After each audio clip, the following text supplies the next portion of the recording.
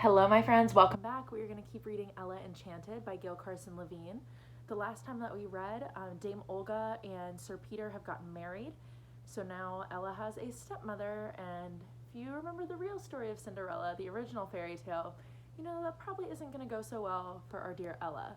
And she was just sliding down the handrail and laughing with the prince. We're going to pick back up with chapter 22.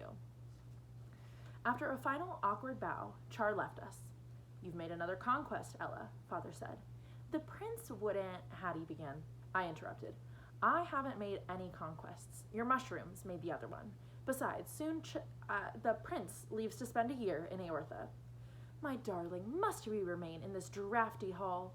Mum Olga extended her lower lip in an absurd pout. "Sweetness, you're cold. We'll go at once." Father draped his cloak over Mum Olga's shoulders. In the coach, I was wedged between Hattie and Olive, uncomfortable but warmed by their bulk. Across from me, Mum Olga turned eagerly to Father. "Before, it would have been wrong to ask, but now I may, dearest. How rich are we?" "Why, just as rich as we were before. Silly goose, did you think weddings caused our coffers to grow?" He put his arm around her shoulder. "No, dear," she pouted again.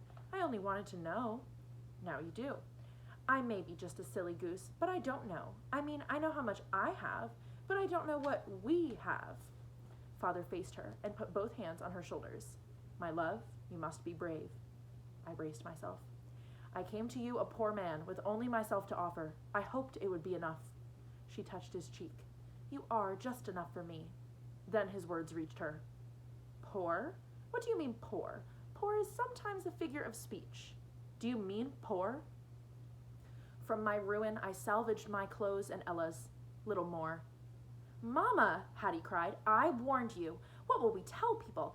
I knew Ella." She was drowned out by Mum Olga's wails. "You didn't love me. You deceived me, my love." He drew her against him. She sobbed into his cloak. "Are we poor?" Olive asked, her voice rising in panic. "Is our money gone? Will we starve?" "Hush, Olive," Hattie said. "We're not poor. Ella is poor. We must pity her, but—" She was interrupted. Mum Olga had stopped crying and pushed herself out of Father's arms. She reached across the coach and pawed at me, ripping my reticule from my waist. "What's in here?" She dumped its contents on her lap. "Coins? Jewels?" "Only a comb and a handkerchief," but she examined the comb. "Silver filigree. I'll keep it." She tossed the purse back at me, then lunged again. The carriage lurched while she clamped onto my bracelet and attempted to pull it off my arm. I tried to push her away, but she held fast. Father pulled her off me and held her hands in his. "Olga," he said, "we love each other. What else matters? Besides, when I travel again, I'll earn back all I lost and more." She paid no attention. "I will not have that pauper live like a lady in my house. She can earn her keep." "Olga, my heart, I expect Ella to be treated with respect," Father said. "She is not to be a servant in her own home. Do you understand, my sweet?" Mum Olga nodded, but she sent me a look of pure venom. "Mama, I'd hoped when we were richer we could—" A footman opened the carriage door. We had arrived at my new home. My trunk was carried through shadowy hallways to a guest room that was richly furnished but oppressively dark. The chambermaid lit 3 lamps which illuminated but did not lighten the effect. She turned down the bedclothes and left me. I wished Mandy could come in to say goodnight, but she wouldn't arrive from our old home until the next day. I was alone with my fears. What would happen to me here? How would Mum Olga punish me for Father's deception? And how soon would Hattie resume her tyranny over me? I didn't have long to wait for Hattie. She issued her first order the next day. She gave it when one of the manservants announced that Char had come calling. He'd come to see me, but she told me to keep my room while she entertained him. "You'll only be in the way, dear." "He wants me. You'd be in my way." "Go to your room, Ella." She patted Mother's necklace. "The prince belongs to me, too." In my room, I banged on the floor, hoping Char would come to investigate the noise. But the walls and floors were too thick for him to hear me. Afterward, she said, "At first he may have wanted to see you, but I won him over. When he bid me goodbye, he said our conversation would stay in his memory forever."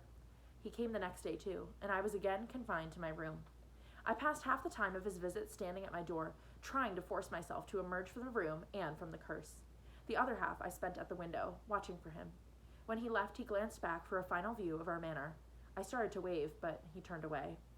An entry from his journal appeared in my magic book the night he left for Aortha. He had seen me. "Ella is avoiding me. Twice I visited her house, only to be told she was out calling. On both days, her stepsister Hattie said Ella would return shortly, so I waited for hours, but she never came. When I gave up yesterday, I looked back for a last glimpse of her manor, since I couldn't have a last glimpse of her.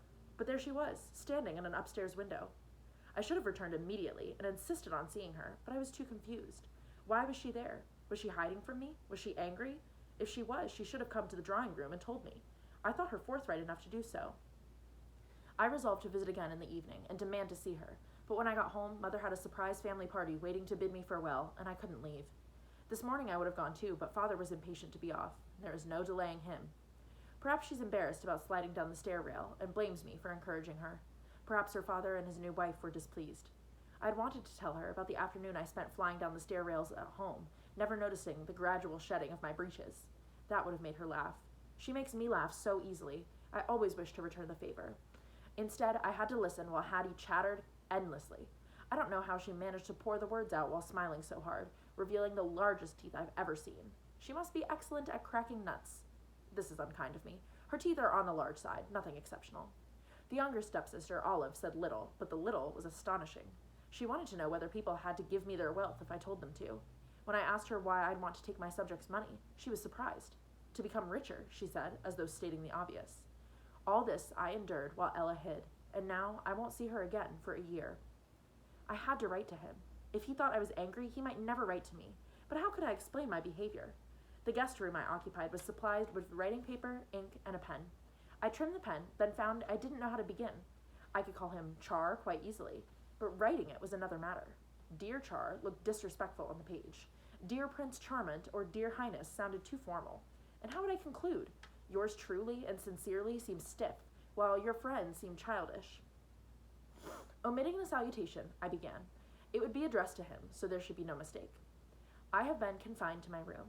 I saw you come to visit and saw you leave. I waved, but you must not have seen. Father is vexed with me. It has nothing to do with you. He was insulted that I left the wedding early. 2 more days remain to my sentence. Now that you are gone and I can no longer hope to tell you goodbye, it is not so terrible. I hope you will still write to me, and not only about Eortha. I have many questions, most of them impertinent. When you were a boy, did you study with other children, or did you have tutors all to yourself? I suppose you were equally wonderful at all your subjects, but were you? Who took care of you when you were small? When did you discover you were a prince and would someday be king? What did the knowledge mean to you? If my questions offend, please do not answer any of them. I went on to tell him about my years before Mother died. Games with Mother and Mandy, the taste of tonic, listening to fairy stories. I omitted only the most important facts, Lucinda's gift, and that Mandy was a fairy. Then I promised. In my next letter, I shall tell more about finishing school and the elves and Areta, my Eorthian friend. If you write quickly, I shall also send Mandy's and my recipe for roly-poly pudding. Cooking is another of my accomplishments, although not taught at finishing school. You may try the recipe and astound your hosts. If you do write, pray do not address the letters to me or mark them to show that you are the correspondent. Direct your letters to Mandy. She'll see that I get them. You are shocked that I have proposed a subterfuge. My only hope is that one who flies down a stair rail as beautifully as you do can overcome his scruples in this matter. As my Eorthian friend would say, aduma ubensu en sui on sordo, or please write soon. I closed with, your impatient friend, Ella. Somehow the adjective made the rest less childish. I went back to the beginning and added Dear Char as the salutation. But how was I to address the letter? I had no idea where he was staying. In the end, I directed it to the royal family in Eortha and prayed it fell into helpful hands. Now I could only wait for a reply. In the meanwhile, what would I have to endure from my stepfamily? And that is the end of chapter 22. So I've got the same question. What is Ella going to have to endure from her stepfamily? And make sure you come back tomorrow so that we can find out. Bye, guys.